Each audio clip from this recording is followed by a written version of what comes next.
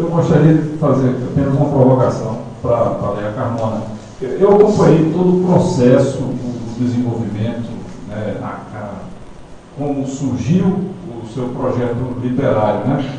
Gostaria que você falasse um pouco também sobre essa forma diferente. O livro ele surgiu dentro de uma estratégia de lançamento, dentro de uma forma que você concebeu, até para entender melhor como foi essa concepção, né, pela própria história que envolveu o livro, mas eu gostaria que você falasse também um pouco sobre a forma, o nascimento do livro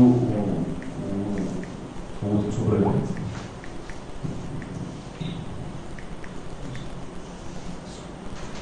Como eu disse, né, escrever me livrou de uma loucura, de um suicídio, de muitas coisas.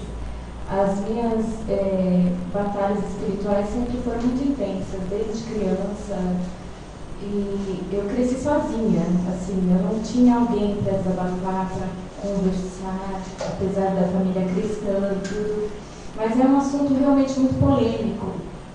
E eu fui escrevendo. Eu tenho muitas coisas escritas e é uma forma interessante, porque quando eu comecei a escrever o livro, de repente parava a história e na minha mente já vinha uma poesia que eu tinha escrito há 10 anos atrás. E eu ia lá no meu diário, as folhas amareladas, né? Eu encontrava aquele poema que eu lembrava de uma frase, duas, e eu lia e chorava, porque aquela poesia encaixava perfeitamente naquela história. Só que aquela poesia foi feita num momento muito forte que eu estava vivendo. Quer dizer, tudo que tem no livro é tudo muito real. Seja uma letra de música, uma poesia, um pensamento, um verso que faz parte do complemento da história, né? E esse capítulo que eu digo, assim, que eu denomino como diamante, porque tem uma frase que diz assim no livro: olhos cegos pisam em diamantes. Infelizmente é uma realidade. Muitas pessoas não conseguem discernir, não conseguem.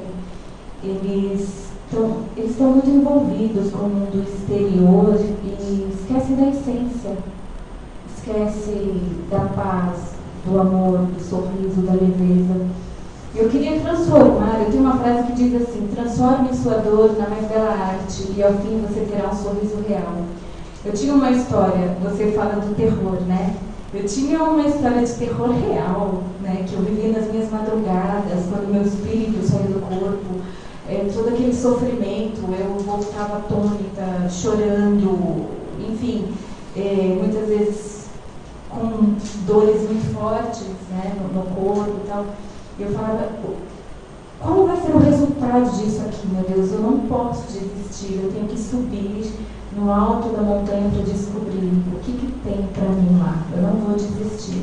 Então foi uma história de perseverança mesmo, né? Esse livro foi uma conquista para mim muito importante, porque eu queria provar para as pessoas que às vezes a gente se entrega por tão pouco, né? Você recua, dá um passo atrás porque você viu um lobo ali na esquina, mas você precisa passar, atravessar a rua e você se assusta. Estava falando sobre o medo, né?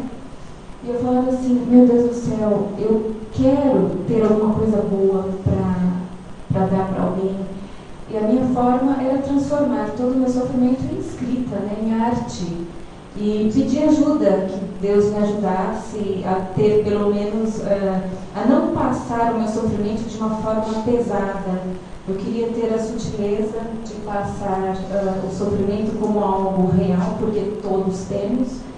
E graças a Deus eu consegui, apesar de que, como o meu amigo, eu digo, acompanhou alguma coisa, ou o sofrimento do livro, quando eu terminei o livro, quando eu terminei esse capítulo que eu falo que é o diamante, eu não acreditei que eu fosse capaz de terminar o livro. E eu deixei uma procuração para o meu filho mais velho. Eu disse assim, filho, se eu não resistir, porque eu sabia o que eu estava sentindo, a minha saúde, o meu corpo, tudo aquilo. Você lança esse livro do jeito que está. O importante é esse capítulo. As pessoas precisam saber o que tem aí dentro, que mesmo que custou a vida de uma mulher, mas o que importa é que eu consegui. Eu descobri o porquê de tanto sofrimento. Como que você vai falar, um exemplo, nesse capítulo fala a história de Eva, a história de Cristo. Como que você vai falar de alguém que você não conheceu? Você tem que, no mínimo, senti-los. Isso é o mínimo. Então, se você não tiver o sofrimento adequado, você não pode falar daquela situação.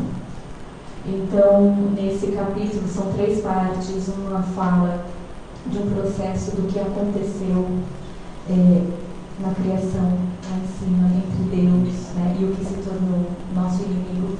E na segunda parte fala sobre Adão e Eva, a terra, o homem, o que aconteceu no jardim do Éden. E de repente todo mundo fala, mas não é assim que está na Bíblia. Realmente não é mesmo. E a terceira parte, a história de Cristo, desde quando ele veio, a perseguição, a parte de Herodes, enfim. Quem foi Cristo? Poxa vida, mas ninguém sabe. Não tem como saber, ninguém estava lá. Mas o nosso espírito, quando ele é lapidado, ele é capaz de coisas inimagináveis. E que nós podemos sim, mas para isso é um longo trajeto de muitas experiências e muita busca. A perseverança é a chave disso, né? O livro nasceu, quando eu terminei o livro, eu não consegui, como uma mãe que tem depressão pós-parto, eu não consegui olhar no livro por muito tempo. Tanto é que eu não consegui fazer o lançamento do livro, né? Tá aqui meu amigo que sabe, provisor, a Luísa, não consegui fazer o lançamento. E eu falava assim, meu Deus do céu, eu não consigo olhar para o livro. Quando nós fomos naquele evento em Açu, eu estava do seu lado, foi a primeira vez que eu consegui pegar o livro, folhear e ler alguma coisa. E eu me emocionei porque eu falei assim, meu Deus, mas isso é tão lindo, olha só que frase bonita, fui eu que escrevi isso. Eu falei, poxa vida, é meu filho e eu estou rejeitando.